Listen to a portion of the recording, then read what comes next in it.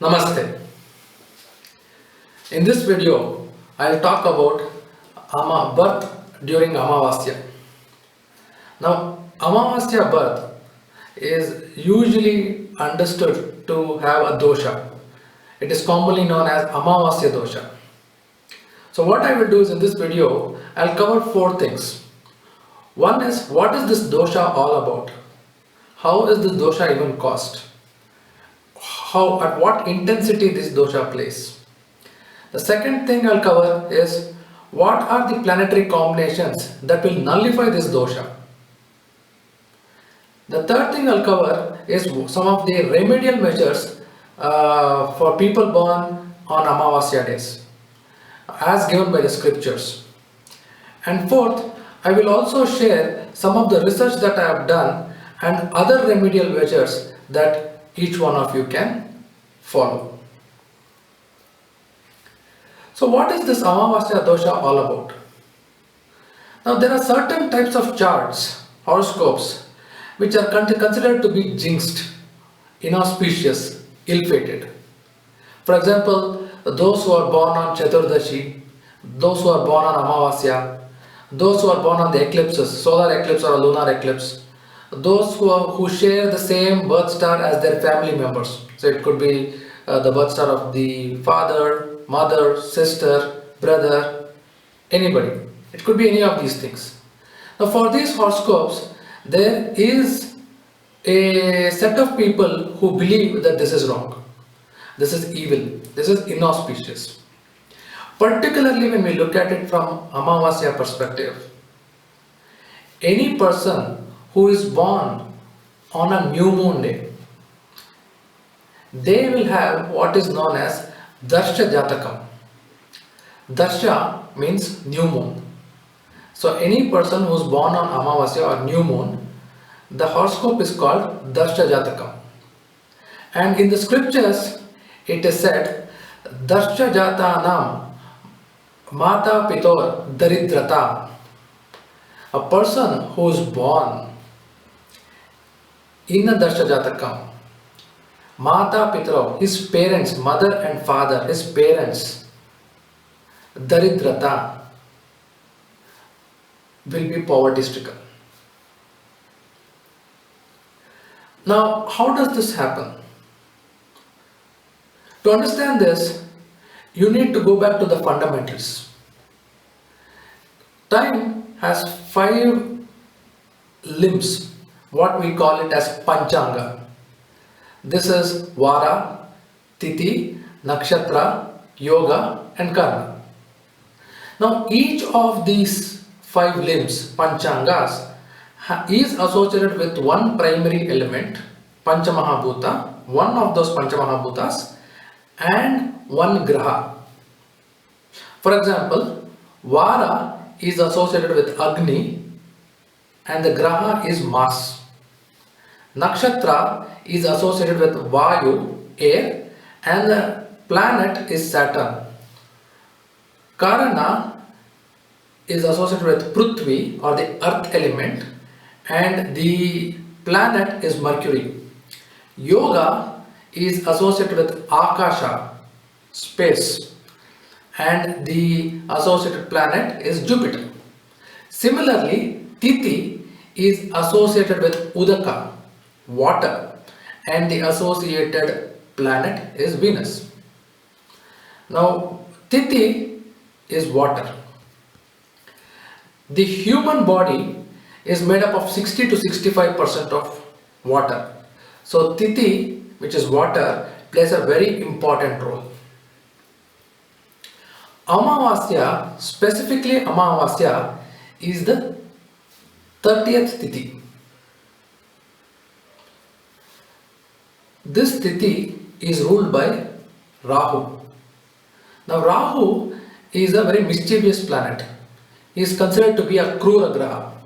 He is evil, he is cruel, he doesn't make life easy for anybody. So whenever somebody is under the blessing of Rahu, his life is not great. Now I said Amavasya is a Tithi. Now the Tithis are broadly divided into 5 subgroups. These groups are based on based on Panchamahabhutas. So there is a secondary division again based on Panchamahabhutas. Well, broadly the Tithi is related to water. Further, along with water, there is a secondary split that happens from a Panchamahabhuta perspective. So these 5 sets are Nanda, Bhadra, Jaya, Rukta and Purna. So Nanda is Agni, Bhadra is Prithvi, Jaya is Akasha, Rukta is Udaka and Purna is Vayu. Nanda, for example, the Pratama, Shashti and Ekadashi fall under Nanda category, and this is ruled by Agni. So which essentially means that a person who is born under these 3 Tithis, he usually has a bad relationship with others. In fact, the Sanskrit verse goes to say that he burns up his relationship. What does it mean? Suppose he has friends. It will not stay long. He ends up burning the relationship. So that relationship ends. It ends to such an extent that the relationship cannot be renewed again. Specifically, when we talk about Amavasya, which is what this video is all about, it falls under a set called Purna. So it is called Purna Tithi. Now what does it mean? There is both positive and negative in Purna Tithi. Let's look at the negative ones. Any person who is born in an Amavasya day, his emotions are very strong. Essentially, his emotions overtake his common sense. Most of the decisions that he makes, most of the reactions that he has is all emotionally driven rather than driven by common sense. Another thing you will notice is the person born in Amavasya is unable to control his or her desires. So they'll be having a lot of desires and they just want to fulfill their desires. And these desires sometimes are extreme in nature. They also easily get into depressions. Now, while we spoke about a couple of negatives, there's also a lot of positives with this Tithi. First and foremost, these people have an uncanny ability to think out of the box. They think about certain unique things which a normal person cannot easily think in that style. They are also extremely obsessive about certain things. So once they get committed to it, they are extremely obsessive to take it to perfection. And most people who are Amavasya born are very artistic in nature and most importantly very raw and wild. So now, just because you are born in Amavasya, does it mean that you have the Amavasya Dosha? Let's try to understand this. Now, if you look at Amavasya, if the Tithi, it's roughly about 24 hours, not exactly 24 hours, but roughly 24 hours. If you split them into 30 equal parts, you get a part equivalent to 48 minutes or 1 muhurta. Now the last part or the last muhurta of Amavasya Tithi is considered to be extremely evil, inauspicious. Whereas the first part of the Amavasya Tithi is considered to be the least evil. So if you are born in the early parts of the Tithi, then it is not very evil. Whereas if you are born at the fag end of the Amavasya Tithi, then it is considered to be very evil. Now, one more thing that I want to say here is, I told you about Panchanga. So there was a Vara, Tithi, Nakshatra, Vara, Tithi, Nakshatra, Karana. Karana, when we look at it, it is basically half of a Tithi. So on an Amavasya day, there exist 2 Karanas. The first Karana is called Chatushpada and the second one is called Naga. Now both these Karanas are evil in nature. However, between the two, the first Karana, which is Chatuspada, is ruled by Ketu. So that's less evil.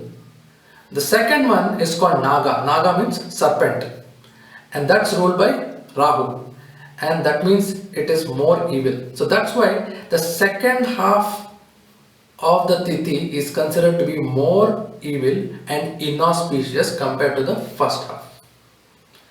Now, there are certain specific combinations in a horoscope that negates even this evil dosha.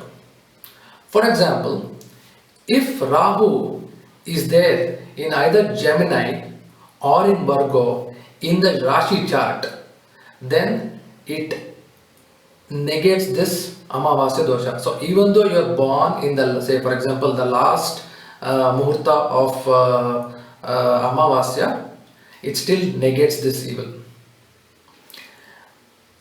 Second combination is if this doesn't exist in the Rashi chart and if it exists in the Dwadashamsha chart, that is the 12th segment chart, even then the dosha is nullified.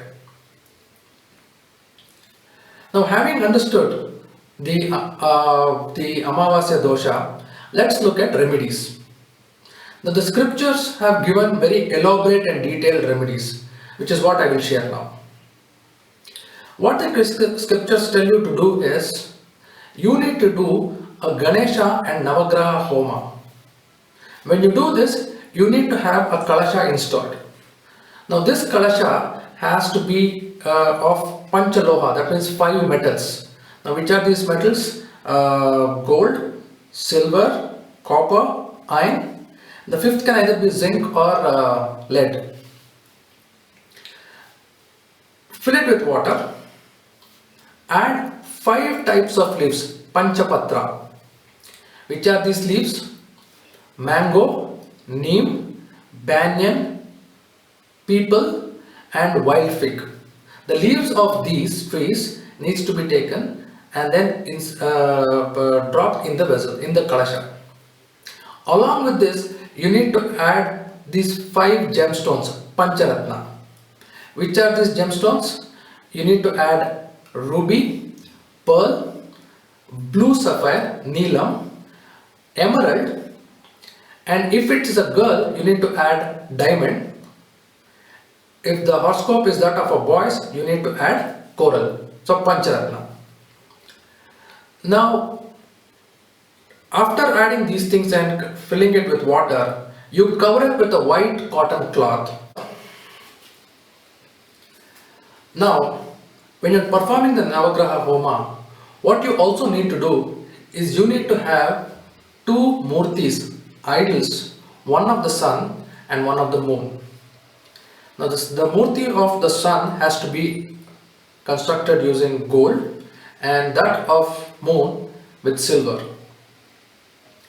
The height of these murtis needs to be 9 angulas, so roughly about 6.5 to 7 inches. And this has to be used in the Navagraha Homa. After the Homa, these murtis have to be donated to an astrologer. The scriptures also say that the kalasha that you have consecrated should then be placed either in the southeast corner if it's a male horoscope or the northwest corner if it's a female horoscope, and it has to be placed there for at least 8 hours. And after 8 hours, it needs to be opened, the cloth needs to be opened, and the water in the kalasha needs to be sprinkled on both the parents as well as the individual. The remaining water can be used for while having the bath. The leaves needs to be placed in a pot so that they disintegrate into the pot. The gemstones that are there needs to be neatly cleaned and kept in the puja room. It should not be worn. In addition, the scriptures also say that if the intensity is very high, one needs to donate a black color cow along with a calf to Brahmins. To Brahmins after feeding them. Now, this process is extremely laborious and not everybody can afford it.